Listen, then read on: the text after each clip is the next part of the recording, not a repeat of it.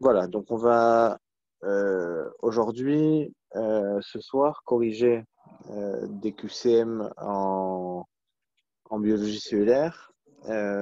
C'est être aussi l'occasion pour vous de me poser des questions. Ok, on n'est pas nombreux, donc c'est très bien. J'enregistre, donc les autres pourront voir cet enregistrement un peu plus tard. Donc il y a deux choses avant de commencer. Première chose, je vais vous envoyer là tout de suite après la petite séance des points, donc la méthodologie générale en biocé. Euh, donc cette méthodologie, moi, elle est très importante parce qu'elle résume un peu toutes les notions et je vais vous envoyer aussi plusieurs fiches de cours que j'ai faites qui sont des fiches vraiment de révision. Donc c'est très très sympa de les faire parce elles vont vraiment vous permettre, quand vous êtes en mode révision, de revoir certains points et certains schémas. C'est des fiches que j'avais données d'ailleurs au primant, donc c'est très très sympa et très bien fait. Deuxièmement, je vous rappelle que votre rentrée, elle est lundi. Donc, aujourd'hui, j'aimerais que ça soit votre dernière journée, entre guillemets, dernier moment de révision. Je veux que demain, vous vous reposiez. Vraiment, c'est important pour vous que vous preniez vraiment du temps ces prochaines heures pour vous. Donc vraiment, demain, lâchez tout, soyez complètement concentrés vers votre rentrée et oubliez beaucoup de choses. Vraiment, c'est pas bon de travailler avant la rentrée. Vraiment, soyez le plus détendu possible. Il me semble que c'est tout. Donc, c'est tout ce que je voulais vous dire en préambule. Oui, juste n'oubliez pas, vendredi prochain, séance de méthodologie générale avec les tuteurs, comme on avait fait l'année dernière, en mode petit déjeuner, tranquillement, le matin. Ça est très important. Ça, par contre, j'y tiens que vous soyez là. Donc, de 9h à 10h, il y aura le concours blanc, vendredi prochain. Donc aussi, concours blanc, j'ose expliquer que c'est assez important. Et sur les matières, vous avez si vous voulez, la liste du stage de pré-rentrée avec plaisir. OK? Donc, je vais vous partager un des QCM que je vous ai envoyé. Je vais prendre vraiment au hasard. Je commence par celui-là et puis on verra au fur et à mesure. Vraiment, alors, vous me voyez là?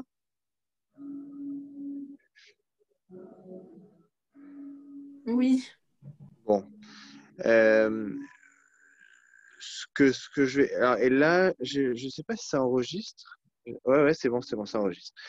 Donc, vous vous rappelez quand on a vu en biocé, le virus, on a parlé du thème du virus, on a vu comment il rentrait, comment il sortait, comment il pouvait se faire attraper. Ici, c'est le schéma du chapitre 7 où il rentre dans la cellule. Donc, soit le 1, c'est le virus de la grippe, soit le 2, virus de l'herpès sida. Le 1, ça rentre par endocytose, le 2 par fusion.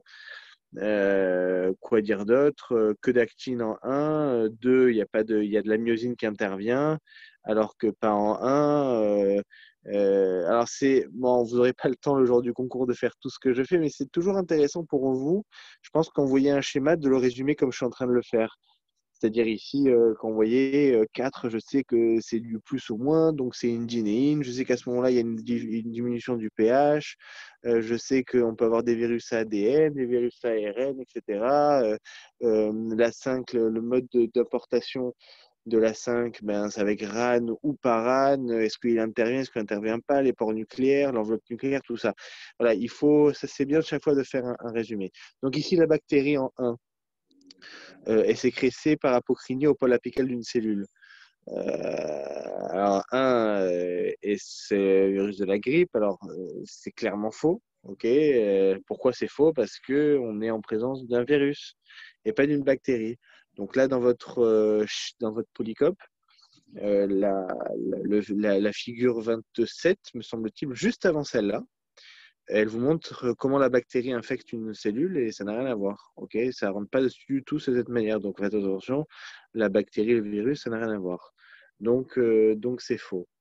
Deux pourrait être une molécule ARN, oui, pourquoi pas. Ok, ça peut être le virus du sida, de l'herpès, donc il n'y a pas de problème sur ça. Bien sûr, vous pouvez intervenir hein, si vous avez des questions. Le phénomène en 3 fait intervenir une protéine G monomérique. Alors voilà, alors en 3, ah oui, alors oui, excusez-moi, on n'en est pas encore. Alors, qu'est-ce que vous dites? Vrai ou faux? Et qu'est-ce que ça fait intervenir?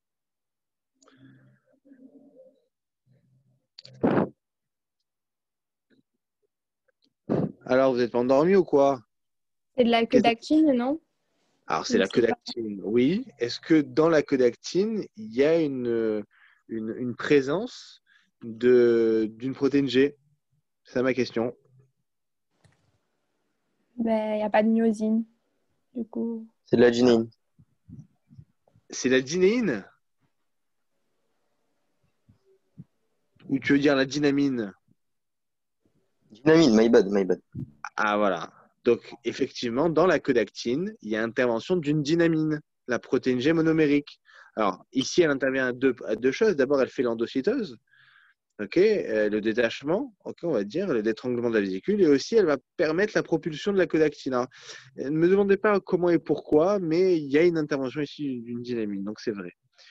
Mais de toute façon, le phénomène en 3, c'est la queue d'actine. Oui, bon, après, euh, la flèche, elle aurait pu être un peu plus ambiguë. La protéine G, elle intervient quoi, dans cette truc pour le détachement déjà. Le phénomène en 3 fait intervenir un mouvement orchestré de myosine type 1. Donc, ça, on l'a dit tout à l'heure, c'est faux. Il n'y a pas de myosine type 1 à ce niveau-là. Et la molécule en 4 est une kinésine. Alors voilà, vous voyez, il y a des genres de fautes qu'on peut ou pas faire.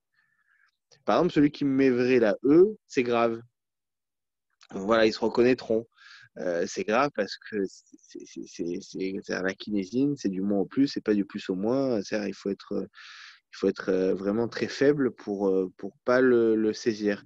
Après, on fait une faute sur la protéine G dynamine dans ce rôle-là, etc., qu'on n'a pas bien compris, je pardonne. Mais voilà, ça c'est important. Donc les réponses étaient B et C. La molécule en 4 est une GTPase. Alors la molécule en 4, alors c'est quoi donc du coup? C'est la dynéine. Est-ce que c'est une GTPase? Ben non, c'est une ATPase. Donc là aussi, hein, basique de chez basique. Hein. Et vraiment, vous ne comprenez pas, vous me dites. Hein, n'hésitez pas. Vous êtes en petit nombre, donc c'est très bien. Le phénomène en 5 fait intervenir la reconnaissance d'un signal d'adressage par une importantine alpha. Alors 5, c'est l'importation dans le noyau. Donc oui, il y a une importantine alpha, une importantine bêta et RAN qui intervient, ok, qui ne fait pas partie du trimère, mais qui intervient. Donc, pour moi, c'est vrai. J'ai franchement pas du tout la correction à côté de moi. Je vous l'ai mise, mais j'ose imaginer que c'est vrai. Une des molécules en 5 est couplée au GDP. Ah ouais, et je l'ai fait naturel sans la correction parce que je veux aussi que, voilà, je veux pas la jouer facile en donnant une correction. Je veux comme si j'étais avec vous. Donc, une des molécules en 5 est couplée au GDP. Alors, alors ça, c'est un peu ambigu, par exemple. C'est un peu ambigu parce que, encore une fois, 5, c'est l'importation. Dans le trimère, il n'y a pas RAN, mais RAN intervient. Alors, une des molécules en 5, pour moi, si on dit que 5, c'est qu'au moment où il y a l'importation, c'est-à-dire au niveau du cytoplasme, ça serait faux. Mais si on dit que 5, c'est toute l'importation, jusqu'à ce qu'on rentre dans le nucléoplasme, c'est vrai. Alors, comme ça, vraiment, si ça tombe comme ça, moi, je la mettrais vrai, mais celui qui me rétorque que, effectivement, dans 5, quand on est dans le cytoplasme, il y a pas RAN, je le bénis aussi. Hein, donc, voilà. Après, pour moi, je la mets vrai, mais je n'ose pas dire que j'ai la parole divine. La structure en 6.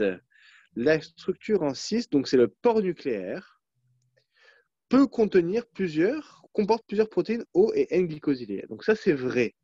Alors faites attention. Donc déjà, c'est sûr que c'est vrai parce que le port nucléaire, il est fait d'anneaux. Alors ça, c'est pour ça que ça serait bien de travailler avec votre livre au début du chapitre 9, voilà, je crois juste après, je pense que c'est figure 7, 8, 9, il y a ces notions-là d'anneaux. Ok, dans les anneaux du port nucléaire. Et les anneaux, si vous les voyez bien, il y a 4 anneaux. Dans les anneaux, il y a l'anneau, il est à la fois sur la face de l'enveloppe nucléaire, face luminale, et à la fois sur la face du nucléoplasme, entre les deux en tout cas, au niveau du port nucléaire. Donc vous verrez, alors c'est un schéma qui était avant à l'époque, mais c'est le même principe. Il y a des protéines qui peuvent être sur cet anneau, sur ces anneaux. Et soit il y a des protéines qui sont du côté luminal, et donc qui peuvent être N ou O glycosylées, donc ça c'est sûr. Mais aussi on peut avoir des protéines qui sont sur la face nucléoplasmique, qui peut être aussi O glycosylées. Donc pour moi c'est vrai. La structure en 7 comporte des O-glycosyltransférases. C'est quoi 7? Alors voilà, alors ça c'est intéressant par contre. 7, c'est l'enveloppe nucléaire, donc c'est comme le RE. Alors qu'est-ce que vous dites? Encore une fois, hein, la vérité, j'aurais pas dû vous l'envoyer avant parce que je voulais pas vraiment que vous le fassiez. Je veux vraiment qu'on le fasse ensemble. La structure en 7 comporte des O-glycosyltransférases. Qu'est-ce que vous en pensez? Bah, c'est faux, en principe, c'est le Golgi qui a ça. Ah, parfait. Parfait, Ruben, si je reconnais bien. Euh, Effectivement, les O-glycosyltransférases, c'est eux qui transfèrent la O-glycosylation sur leurs protéines. Alors, ça peut se faire à deux endroits, on l'avait dit, soit dans le Golgi, soit dans le cytosol, mais sûrement pas dans le RE, donc dans l'enveloppe nucléaire. Donc, ça, c'est faux. Ok. Tout le monde saisit ça? C'est clair pour tout le monde? Ok. Oula, excusez-moi.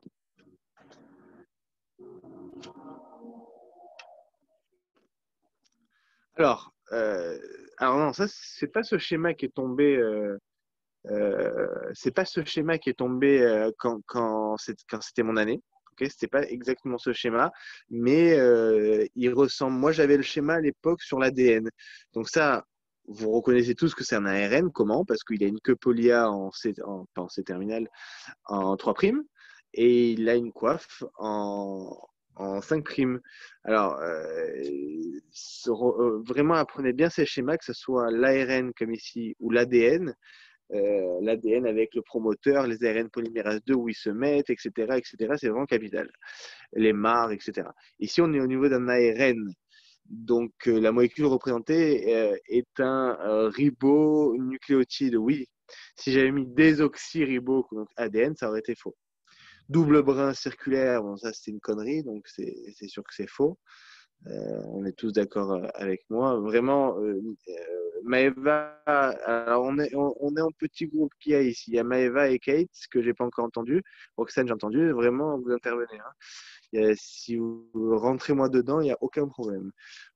Donc c'est faux. Pourrait-on avoir été, elle pourrait avoir été produite par l'ARN polymérase 2? Bon, ça c'est simplissime, c'est vrai. L'ARN polymérase 2, il fabrique tous les ARN messagers, les micro-ARN. Est passé par le nucléole, alors ça c'est intéressant. Est-ce qu'il est passé par le nucléole? Pas du tout, pas du tout. Il est dans le corps de Cajal, donc c'est faux. Il n'y a pas du tout de maturation de l'ARN messager dans le nucléole. Donc ça, je vous dis d'aller dans la figure 21 du chapitre 9. On peut fixer le transporteur central par son extrémité N-terminale. Alors ça c'est des conneries à ne surtout pas faire. Donc N-terminal, voilà. On est d'accord que le N-terminal, c'est le 5' à la limite, mais pas du tout le N-terminal. On est bon? Oui. Allez, on continue.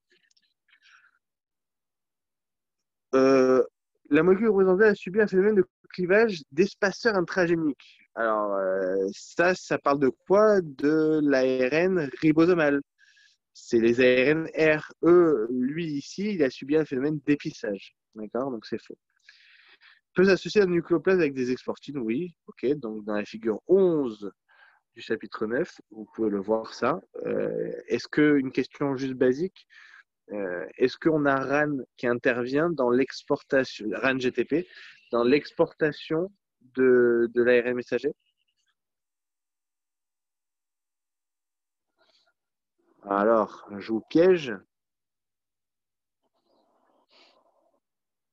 Donc, il n'y a pas RAN qui intervient dans l'exportation de la protéine de l'ARN messager à travers les pores nucléaires. Donc ça, c'est la figure 11 du chapitre 9. Est exporté. Ah ben voilà. Ouais, écoutez, je me suis dévancé. Vous voyez, je suis classique. Hein, je me suis devancé. Donc, elle est exportée dans le cytoplasme en l'absence du protégé, c'est vrai. Donc, les réponses pour le moment, c'est B et C. Son précurseur est plus court. Alors ça, excusez-moi de vous le dire, mais celui qui met vrai à ça, il n'a pas compris le principe. Donc, effectivement, le précurseur, il est plus long puisqu'on le fait un système d'épisage. Donc, c'est facile. Son précurseur a interagi avec des molécules qui ont transité par le nucléole. Donc, son précurseur a interagi avec des molécules qui ont transité par le nucléole. Ah, alors ça, c'est une bonne question. Alors, vrai ou faux et de qui on parle? Ah, ça, je suis désolé pour. Alors, attends, qui a Je pense ici, que je me rappelle. Alors, vas-y, SNURNP. vas-y. Il n'y a pas un truc avec SNURNP? J'ai un Alors, peu le doute. j'aime bien quand tu dis SNURMP, moi je l'appelle SNURP, mais il n'y a pas de souci. Mais effectivement, donc, dans la figure 21 du chapitre 9, on voit que SNURP, qui fait le phénomène d'épissage, ben, lui, il est passé par le nucléole. Il a subi l'ARN, en tout cas, de SNURP, est passé par le nucléole. Donc ça fait partie, ça pour Roxane, là, qui n'était pas chez nous l'année dernière, ça, c'est des questions made in, moi. C'est un peu, ça va un peu loin, mais c'est dans l'esprit, ok? Je pense pas qu'on puisse éviter de se poser ce genre de questions. Au contraire, je pense que c'est bien, mais voilà, si on maîtrise ça, c'est parfait. Donc, c'est très bien, Ruben. Donc, les réponses, a priori, sont BCE. La 5. A interagit avec des nucléoporines. Alors, oui, puisque un, c'est la coiffe, et ben, il y a des nucléoporines qui interagissent avec eux. Donc, je vous renvoie encore à la figure 11 du chapitre 9. Un comporte des protéines synthétisées à partir du génome nucléaire. Alors, un, c'est la coiffe, je répète. Bah, la coiffe, elle est synthétisée aussi, elle est faite de protéines cytosoliques, donc il n'y a pas de souci. Un comporte des protéines ayant fixé le transporteur central, forcément, puisque cette protéine est forcément passée par le transporteur central, cet ARN messager est passé par le transporteur central, donc c'est vrai. De l'extrémité N terminale, alors ça, il ne faut pas avoir, c'est faux, c'est 5'. Et l'extrémité 3, c'est où 3? 3, ok. Alors 3 et 2, je ne vois pas vraiment la différence, mais ok, correspond à une région codant pour les acides aminés. Alors bien évidemment, c'est non codant. La partie codante, c'est le numéro 4. Ok, donc les réponses, c'était Juste, ABC. Dan, j'ai une question. Oui, Pour la, j'adore les pour questions. la coiffe, si je me Oui. souviens pas, si je me souviens bien des cours d'ADN, je crois que c'est la méthylcète-guanylate. Mais du coup, elle comporte pas de protéines qui viennent du génome, du génome nucléaire. Elle peut fixer des protéines qui viennent du génome nucléaire, mais en elle-même, la coiffe, c'est le méthylcète-guanylate. Donc, tu vois ce Alors, que je veux dire? c'est une bonne question. Maintenant, c'est possible. Alors, j'entends, ça se défend. Maintenant, on peut dire que 1, par exemple, c'est de manière générale, c'est la coiffe et les protéines. Puisque si tu dis que 1, c'est que la coiffe, effectivement, tu as raison. Mais si on dit que 1, c'est la coiffe plus les protéines qui y sont fixées, là, on peut dire vrai. Est-ce que c'est une question qui était en anal? Je ne sais pas, mais je pense que si ça tombe comme ça, je les vois mal être pointueux sur ce genre de choses. Je pense que je la mettrais vraie, mais tu as raison. Question 6. Alors voilà. 3, c'est la région promotrice. Rien à voir. Promoteur, c'est l'ADN. D'accord? Donc ça n'a strictement rien à voir. 1 est indispensable pour l'exportation, évidemment. La coiffe, sans coiffe, on ne peut pas être exporté. 4 comporte des introns. Alors, des introns, oui ou non? Non. Bah non, Des il n'y a que des exons. Que des exons. Que des exons. Ah, il y a quelqu'un qui parle, mais je ne sais pas. Alors, je sais pas si c'est moi. Bon, effectivement, c'est des exons. 4 commence à s'attirer dans les bases de. Alors, je sais pas c'est quoi cette question, mais bon, j'ai les bases d'ADN, quoi. Donc, c'est vrai. Alors, 4 commence par ATG. Alors, ah oui, alors c'est vrai ou c'est faux ça? Normalement, les réponses, ça serait faux. Normalement, c'est AUG. Donc, normalement, je la mettrais fausse. 5 est présent dans la totalité des molécules représentées. Donc, ça, c'est faux, puisque la queue poly-A est présente dans 70% des molécules des ARN messagers. Okay, donc, c'est faux. Donc, pour moi, les réponses, ça serait B, que la B. Question 7. Donc, toujours ce même schéma. 5 contrôle. Alors, 5, c'est quoi? Excusez-moi, 5, la queue poly-A contrôle l'adressage vers les sites de son utilisation. Oui, ok. Le l'adressage. La région 1 peut interagir avec un facteur NRS. Oui. Région 1, je vérifie, mais oui, il y a des NRS qui peuvent permettre la rétention dans le noyau. La molécule représentée peut interagir avec un ribosome associé au RE. Pourquoi pas? Oui, l'ARN messager, c'est un ARN messager, il peut très bien aller voir un ribosome associé au RE. Alors, juste une précision. Faites attention, ça c'est de la méthode, hein, mais c'est une astuce plus que de la méthode. Dans toutes les questions en biocé de manière générale, et je pense que de manière générale, pas qu'en biocé, mais en UE1 et dans toutes les matières, les peut interagir, pourrait, tout ça, la plupart du temps, c'est vrai. Alors, que dans le cas, dans le cas où vous ne savez pas, vous mettez vrai. Mais bon, c'est juste une astuce, ok. Mais les pourrait, les peut, c'est rare que ça soit faux, en tout cas en biocé. Le ribosome se déplace le long de la molécule représentée de droite à gauche. A priori, c'est de gauche à droite. Ça va du 5' au 3'. La molécule représentée peut être clivée par un complexe protéasique. Alors, est-ce que la molécule représentée peut être clivée par un complexe protéasique? Alors, vrai ou faux?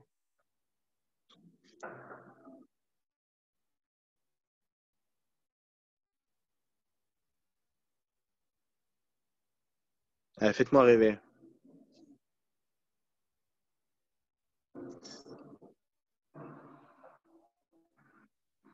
Vous savez pas? Ne dites pas que vous savez pas.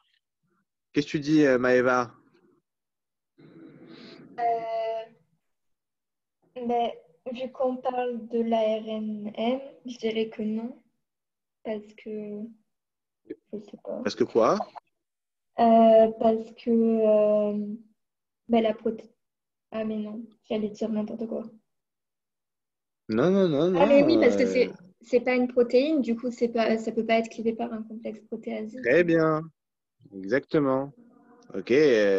On imagine qu'un ARN, ça ne va pas être couplé par une protéase. Un ARN, c'est couplé soit par une RNase, soit, enfin, voilà, voilà, c'est pas par une protéase. Très bien. Question 8, donc un autre schéma. On ne pourra pas tous les faire, hein, mais bon, voilà, c'était quelques exemples de réponses aux questions. Question 8,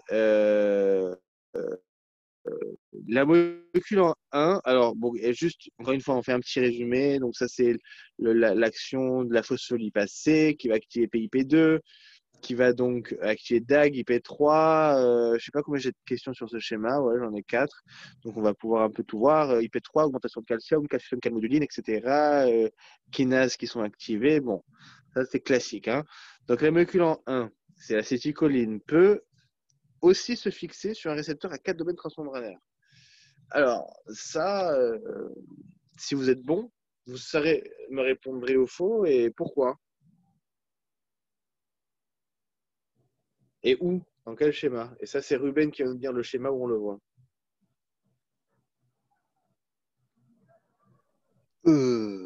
Chapitre 11, figure, je sais pas combien.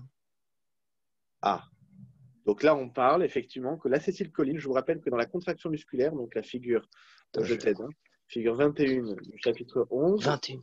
l'acétylcholine, lorsqu'il est sécrété dans la fente synaptique, il passe, par justement ces zones-là de fente synaptique et qui va rencontrer les récepteurs à 4 domaines transmembranaires pour faire ce qu'on appelle la dépolarisation de la cellule. Donc, je vous envoie à ce schéma-là. Donc, effectivement, l'acétylcholine, il peut soit se fixer ici un RCPG, qui est le cas, soit un récepteur muscarénique ou nicotinique, je ne sais pas comment ça s'appelle exactement, mais à 4 domaines transmembranaires. Un récepteur cationique. En tout cas, un récepteur ionique. La molécule 1 est impliquée dans la contraction musculaire. Donc c'est le schéma en question. Donc, oui, là aussi, c'est une question à moi. C'est un peu loin. Mais voilà, il faut avoir les idées claires sur ça. Donc, vu que l'acétylcholine peut arriver dans la phase synaptique, donc finalement, il a une contraction, il permet la contraction musculaire. Sur la figure 21 du chapitre 11, on voit qu'à la fin, il y a la contraction musculaire. Après, la molécule en 2 est une glycoprotéine que l'on retrouve exclusivement dans la membrane plasmique. Alors, ça, il faut connaître le dernier schéma de Gaussier. Donc, je ne me rappelle plus quel numéro, mais c'est peut-être 29-30, je ne me rappelle plus, où on constate qu'il y avait un RCPG dans l'ERE. Vous vous souvenez, au stage, on avait parlé de ça.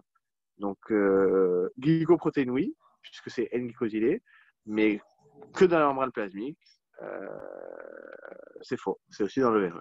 La molécule en 2 peut être N-glycosylée, oui, donc on vient de le dire. Et la molécule en 2 peut interagir sous forme de hétérodimère dans la membrane plasmique. On avait dit que chaque fois il intervient sous forme de dimère, donc ici hétérodimère, on est bon, donc ABDE. Question 9. Question 9. La molécule en 3. Alors 3, je ne sais pas ce que c'est, on va voir. Fixé à la unité alpha est un nucléotide à adénine. 3, à mon avis, c'est la protéine G. Donc la protéine G, elle est fixée à une molécule de guanine.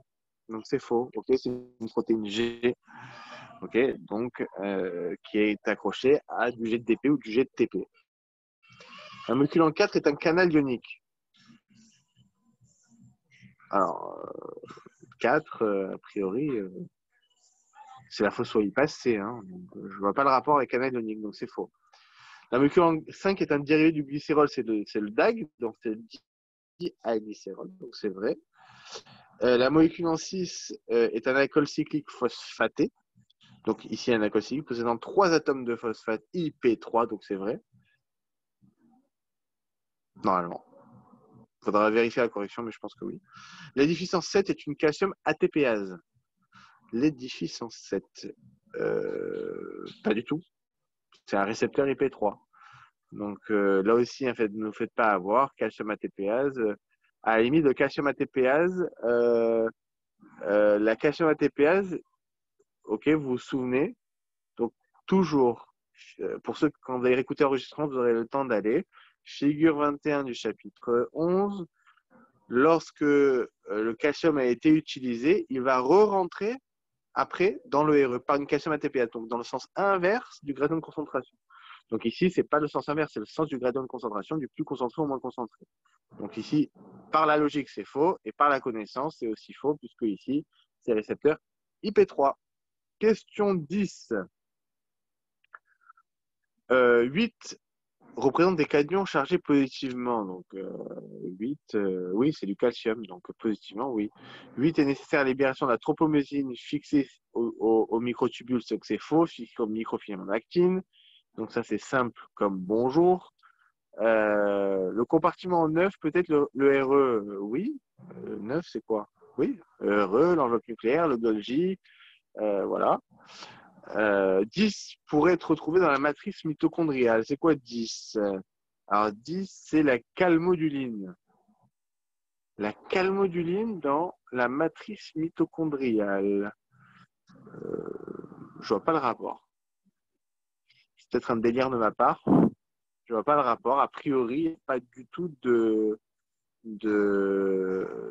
calcium calmoduline dans la matrice mitochondriale. On le retrouve que dans le cytosol. Et je vous rappelle, ça c'est un schéma qu'on a vu en passant, un peu rapidement, certes, mais la calcium calmoduline, on la retrouve dans le chapitre 4, un des derniers schémas où on vous montre tous les calciums de toute la cellule, l'avant-dernier, je crois, ou avant-avant-dernier. Figure 22, si mes souvenirs sont bons. C'est la calcium calmoduline, on la représente comme une protéine qui fixe le calcium dans le cytosol, donc que dans le cytosol. 10 pourrait être inhibé par un fragment du peptide, ça c'est vrai. Donc c'est vrai puisque c'est l'une des définitions du peptide signal quand il se fait dégrader. Il peut soit aller au protéasome, soit peut inhiber le peptide signal. Donc A, C, E, normalement c'est ça. La question 11, le complexe en 11, je ne sais pas ce que c'est 11. 11, c'est... Alors, 11, c'est la calcium-calmuduline activée donc. Composé des éléments 8 et 10, c'est un activateur de nombreuses enzymes. Bon, ça, c'est question générale, donc c'est vrai, il n'y a pas de souci. Donc, la B représente l'activation de phosphatase 12. Je pense que c'est que des kinases, pas de phosphatase. Donc ça, bon, il faut savoir un peu. L'activité d'une des molécules en 13 peut être régulée par les protéines G trimériques. Il me semble que c'est vrai. 13, c'est quoi 13 ?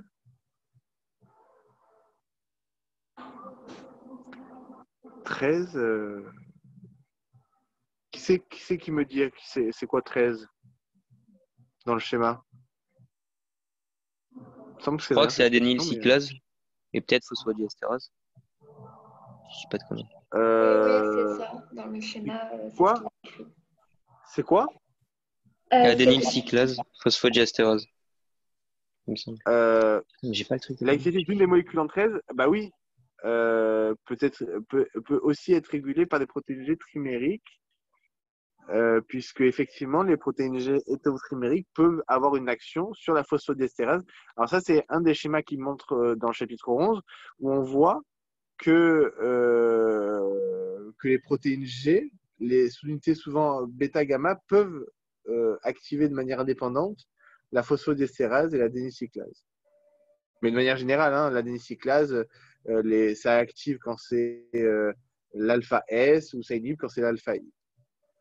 14 pourrait être activé par la sous-unité bêta et gamma de la molécule en 2. Donc ça, c'est vrai. Ok, c'est ce que je viens de dire à l'instant. La réaction enzymatique en 15 se déroule à pH acide. 15, je ne sais pas ce que c'est, mais normalement, c'est pH neutre. On est dans le cytosol, donc il n'y a pas de problème, c'est pH neutre. Question 12. Alors, j'ai choisi de faire cette écurie plutôt que... Enfin, je n'ai pas choisi, hein, j'ai pris au hasard, mais vous verrez que c'est exactement la même chose. On essaiera de faire 2-3 questions sur les autres, mais c'est exactement la même chose. L'édifice en 1. Alors ça, on est encore une fois dans le transport, on est au niveau d'un microtubule, puisque on a dinéine et kinésine. Distal, c'est plus, c'est vers la périphérie. Proximal, c'est à l'intérieur, c'est moins.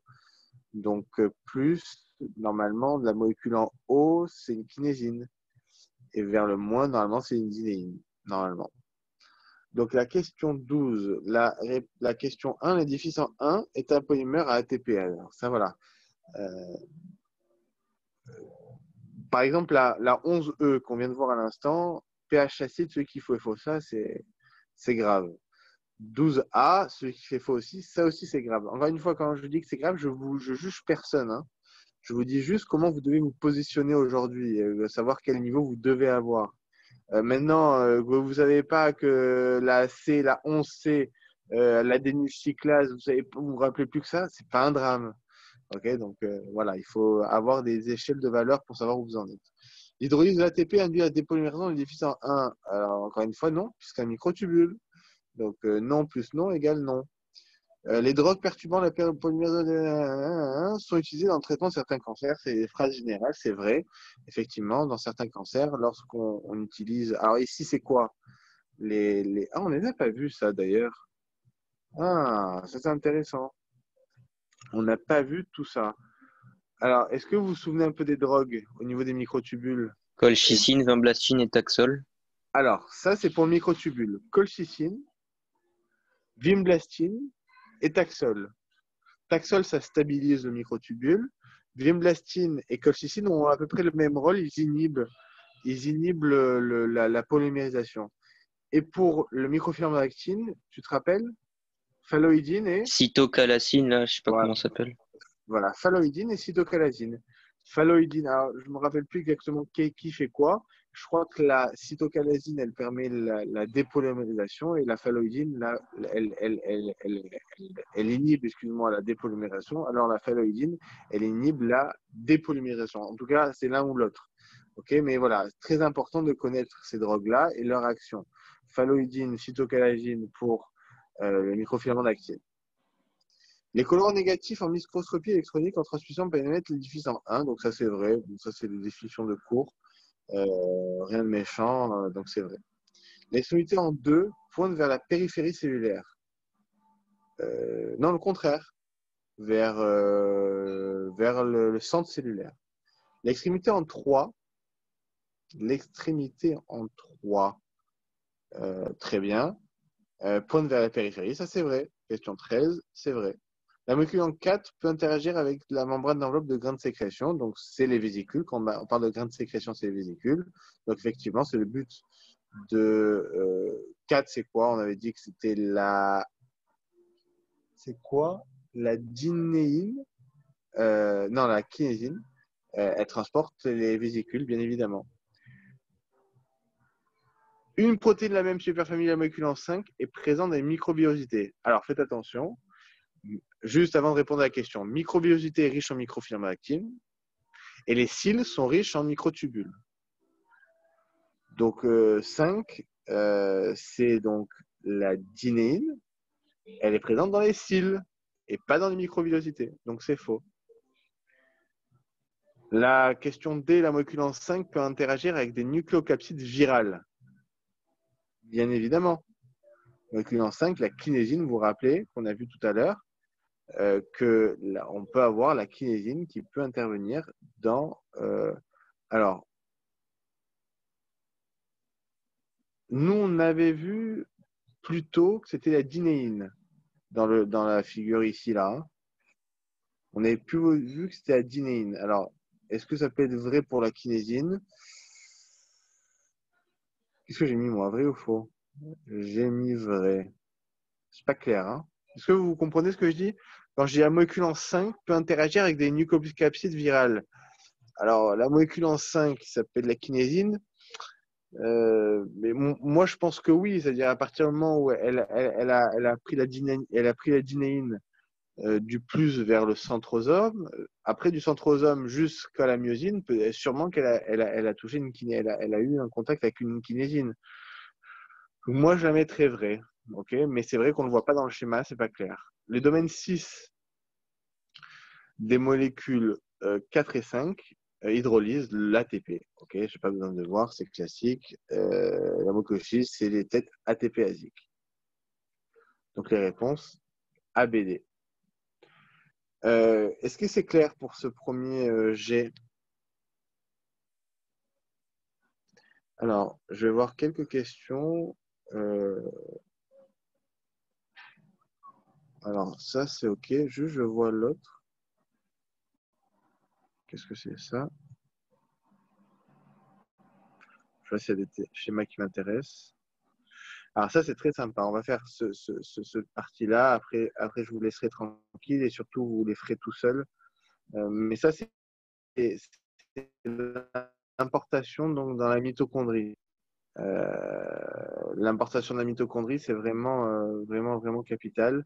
J'aimerais que ça soit clair pour tout le monde, ça.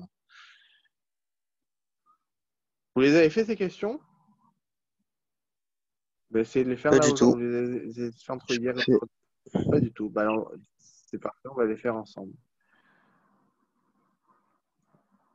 Alors, c'est les questions 5.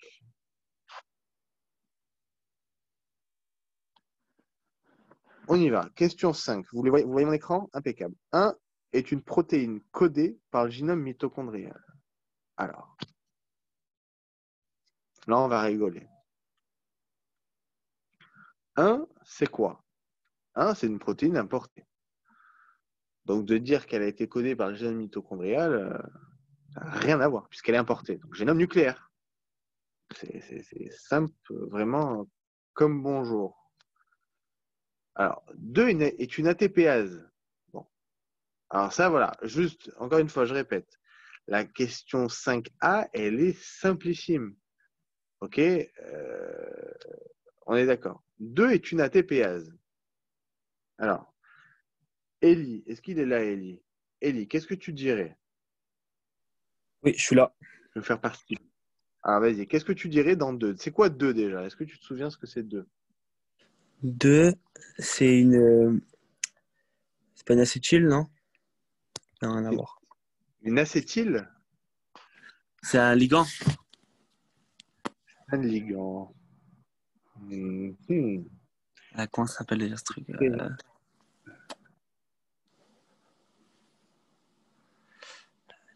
Kate, c'est quoi le 2? C'est HSP 70. Voilà. Alors, Ah. 70, oui. C'est une HSP.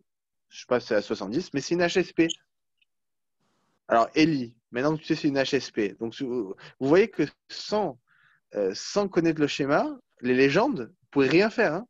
Alors, maintenant, si je te dis, Ellie, que 2, c'est une HSP, est-ce que c'est une ATPase? Oui, c'est une ATPase. Très bien.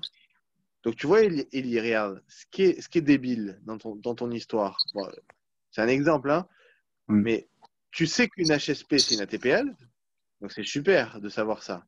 Enfin, super, c'est classique. Ouais. Mais si tu sais pas que 2 c'est une ATPA, c'est une HSP, tu peux pas répondre. Donc tu as la connaissance, mais comme un con, tu sais pas ta légende et tu te fais avoir. Et donc ça, c'est carrément dommage. Donc, alors 2, fixe sa protéine de manière covalente. Roxane, qu'est-ce que t'en penses? Moi, je l'ai mis vrai. Alors, tu as raison, puisque... alors, tu as raison, pas totalement. Pas totalement, mademoiselle.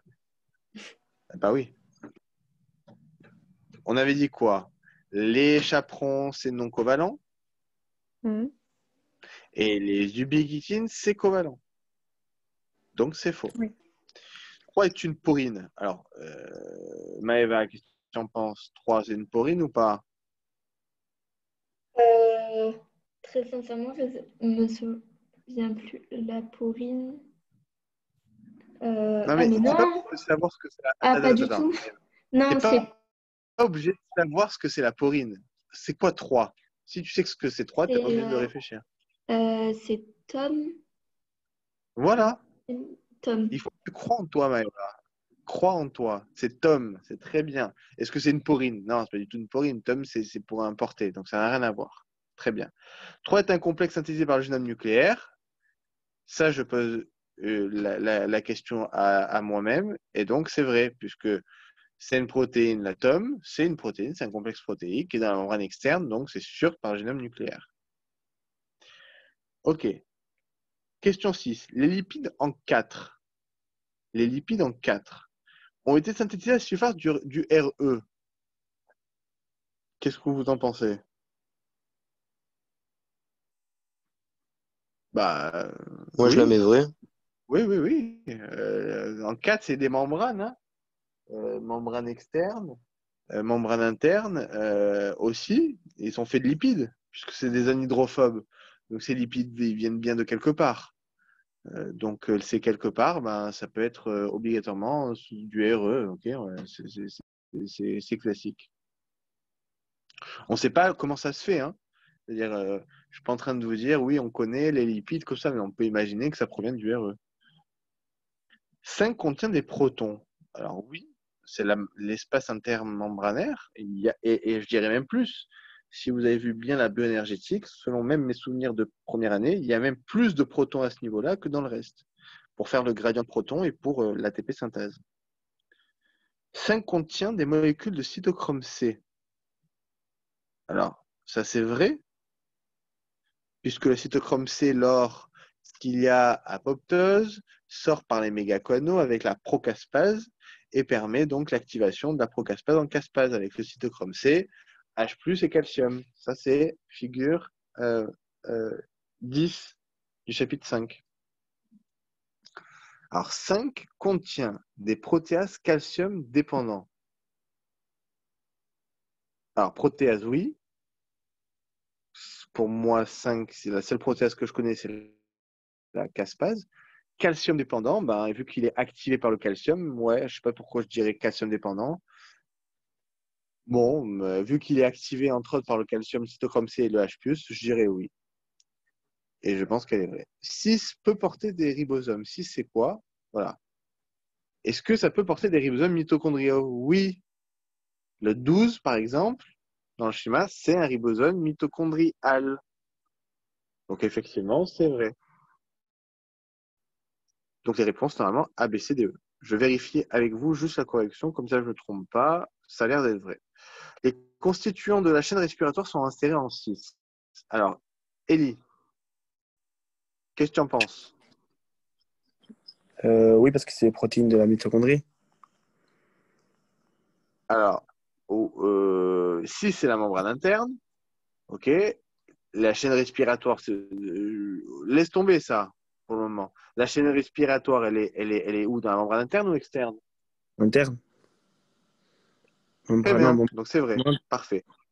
Très bien. Est-ce que les porines sont insérées en 6, selon vous? Non. Les porines, c'est que dans la membrane externe. 7 est un complexe synthétisé par le génome mitochondrial. Donc 7, attendez, je vois où les. Alors le 7, c'est Tim. Alors ça, c'est une question pour Kate. Est-ce que 7, il est synthétisé, donc Tim, par le génome mitochondrial? Non. Moi, je pense pas. Non. Tu ne Non. penses pas?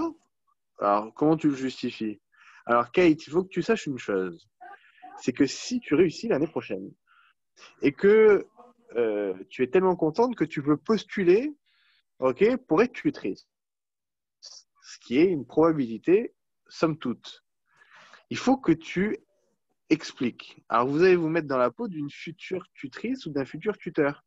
Donc, vraiment, et c'est un excellent entraînement, soi-disant passant. Donc, tu as raison, pour moi, tu as raison, c'est faux. OK, mais il faut justifier.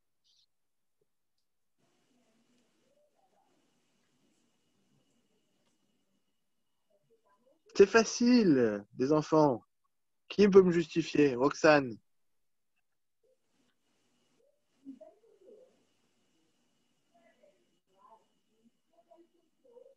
Alors? Ruben? Parce qu'il fait pas partie de la chaîne respiratoire. Eh ben, Tim, Oui. est-ce qu'il fait partie de la chaîne respiratoire ou de la TP synthase? Non, il est dans la membrane interne, mais on s'en fout qu'il soit dans la membrane interne. Ok, je rappelle que la membrane interne, elle est faite de 20 millions de protéines, ok, dont 13 qui font partie de la chaîne respiratoire et la TP synthase. Le reste, c'est du génome nucléaire. Donc c'est faux, mais il faut savoir justifier. 8 est une lipase. Alors ça, 8, c'est la protéase AAA qui coupe le signal d'adressage, donc c'est faux. 9 est une protéine chaperon. 9, c'est ce qui va cliver, non, c'est elle qui va replier la protéine, donc c'est vrai. 9 est une protéine chaperon. Donc les réponses AE. Check. Est-ce que c'était AE? Ou attendez, je dis AE? Attends, on est question 7? AE, exactement. Question 8. 9 a été importé dans la mitochondrie. Alors, 9. Alors, on va poser encore la question à Ellie. Est-ce que 9, c'est quoi 9 déjà? 9 dans le schéma. On a dit tout à l'heure, c'est une Alors, HSP, non? il faut être aussi... Alors, très bien. Alors, il faut être aussi malin. Vous voyez que 2 et 9, ça a la même gueule. Donc, vous allez dans les schémas, qui ont la même tête, c'est la même chose. Donc, effectivement, c'est une HSP. Est-ce que cette HSP-là que tu vois ici, elle a été importée dans la mitochondrie? Oui, elle est importante. Bien sûr. Mm. Elle a été importée. Ok, elle a été importée parce que c'est fait pas une protéine de la membrane interne dans la chaîne respiratoire et dans la TP synthase. 10 contient plusieurs copies d'un chromosome circulaire, donc c'est la matrice, donc c'est vrai. Ça, c'est du NADPH est produit dans 10. Oui. Qui c'est qui le produit le NADPH dans la matrice nucléaire, dans la matrice mitochondriale?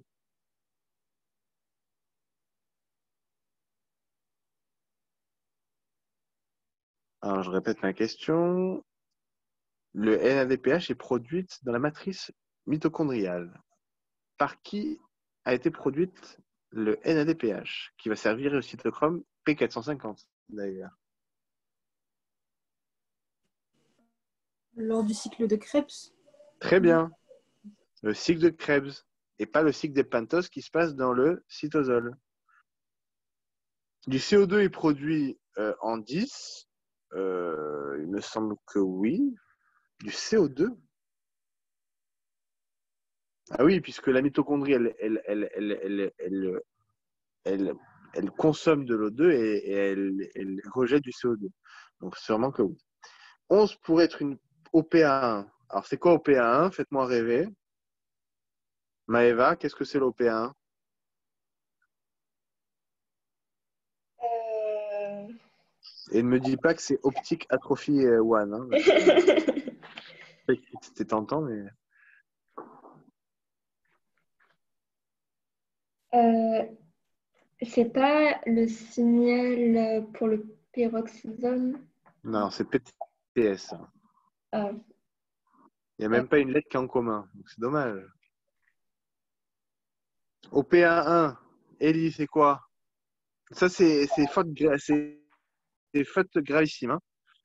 Pas le droit de se faire faux sur ça. Hein.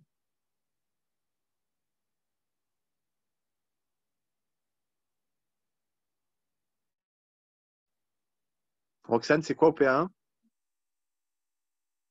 C'est ce qui permet la fusion. Mais c'est quoi? C'est une protéine G. Très bien. Une protéine G, monomérique, qui est dans la membrane interne de la mitochondrie. C'est pas compliqué. Il y en a 10 de protéines G monomériques. Vous faites la liste et vous savez tous. Donc, est-ce que 11, alors c'est ça la grande question. 11, c'est une protéine codée par le génome mitochondrial. On est tous d'accord. Donc, est-ce que 11 pourrait être une OPA1? Donc, la question, c'est est-ce que OPA1 peut avoir été synthétisé à partir du génome mitochondrial?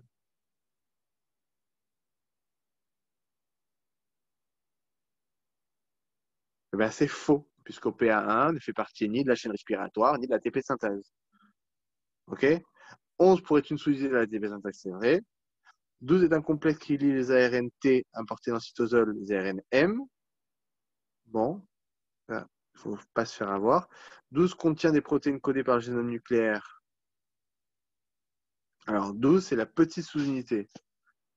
Elle est codée par des protéines codées par le génome nucléaire, c'est vrai, okay, par des protéines cytosoliques.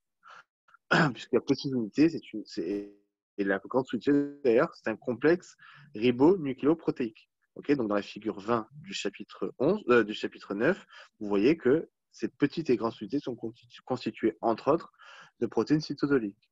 Et enfin, 14 est une protéine codée par le génome nucléaire. 14, c'est la translocase, et c'est vrai, la translocase, même si elle est dans la membrane interne, elle est synthétisée par le génome nucléaire et pas par le génome mitochondrial. Attendez. Juste pour le 12, c'est pas des ribosomes, c'est pas un ribosome mitochondrial. Oui. Mais du coup, c'est pas codé par le génome mitochondrial.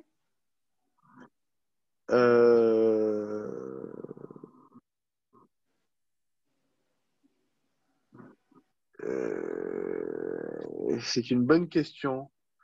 Mais le ribosome dans la mitochondrie, je pense qu'il a été. Ce sont des ribosomes mitochondriaux. Le ribosome mitochondrial, même il provient de la mitochondrie, peut-être les ARNT, ils proviennent de la mitochondrie, mais il est fait de protéines aussi. Les protéines, elles proviennent du génome nucléaire. Non, je pense qu'elles proviennent aussi du génome nucléaire. Hein. Puisque le ribosome, si tu me parles des ARNT, oui. Les ARNT proviennent entièrement de la mitochondrie. Mais un ribosome, c'est pas fait que d'ARNT, c'est fait aussi de protéines. Et ces protéines, selon moi, elles proviennent aussi du génome nucléaire. Ok. Ok, donc ça, c'est l'importation dans le machin. Et ça, c'est. Bon, après, c'est franchement des questions basiques. J'aime bien la question 19 et 20. C'est vraiment. Elles sont vraiment bien, ces questions. Juste, on finit sur ça. Question 19. La vinblastine peut inhiber l'élément en 1. Alors, 1, c'est quoi? C'est microfilament d'actine. La vinblastine, c'est faux. Ok, j'agrandis juste parce que je ne vois pas. Donc, c'est faux. L'élément 1 est ATP-basique, c'est vrai, c'est le microfilament d'actine. La molécule en 2 est une dystrophine. Donc, ça, c'est vrai, il me semble. Il faut juste connaître son schéma. Schéma très important. Ce schéma-là, Et le schéma, la figure 30, le dernier schéma du chapitre 7 est capital. Je crois qu'on l'a pas vu. Et il est très important. Il faudra qu'on le voit. De toute façon, on aura tous les jeudis les séances ensemble. Donc, voilà. La protéine en 3 est spécifique de la zone 6. Hein, ok, je vous rappelle, hein, tous les jeudis, avec Curie, il y aura cours de révision de BioC. Protéine en 3 est spécifique de la zone 6. Alors, 3, c'est la laminine. Est-ce que est spécifique de la zone 6 qui est a priori la lame basale? C'est vrai. La molécule en 3 participe à la transduction mécanochimique, vrai, puisque c'est une protéine qui a un lien, et là on le voit de suite avec le cytosquelette. La protéine en 4 est une... Alors, je vois les réponses, c'est bon, ça a l'air d'être bon. La protéine en 4, c'est un intégrine, et peut-être une SAM. Bah oui, l'intégrine, c'est soit une CAM, soit une SAM. Ici, elle interagit avec la laminine, donc c'est une SAM. La protéine en 4 contient 2 sous alpha-bêta, donc ça c'est vrai. Ok. Le pont de sulfure, c'est sur la sous-unité alpha ou bêta? Alpha. Alpha. La protéine en 4 pourrait se lier au segment RGDS de la molécule en 3. Alors ça, Kate, qu'est-ce que tu en penses? Tu peux répéter, s'il te plaît, ça a bugué. Ah, mais tu vois mon écran, non? Oui, c'est chez moi, parce que Alors, j'ai un problème d'internet. excuse-moi. La protéine en 4 pourrait se lier au segment RGDS de la molécule en 3. Donc, est-ce que l'intégrine peut se fixer au segment RGDS de la laminine? C'est ça la question.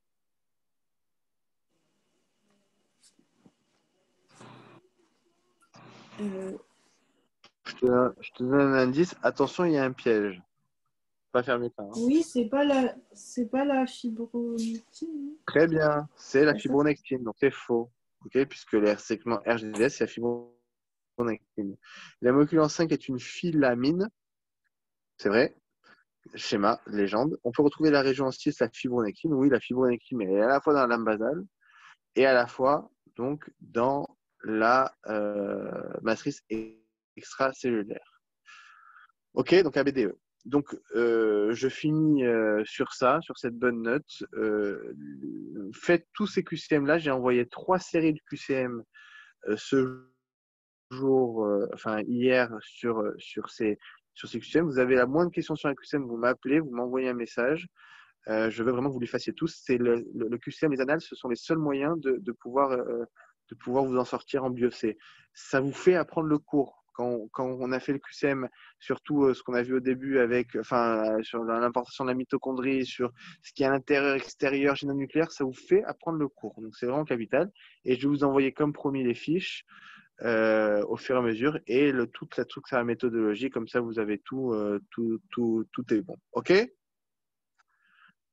Donc, j'arrête l'enregistrement. Bon courage à tous. Et je vous répète que demain, on se repose. On est détente. On regarde un film, on sort, on fait du sport, on fait ce que vous voulez. Je ne veux pas que vous touchiez à un brin de la première année.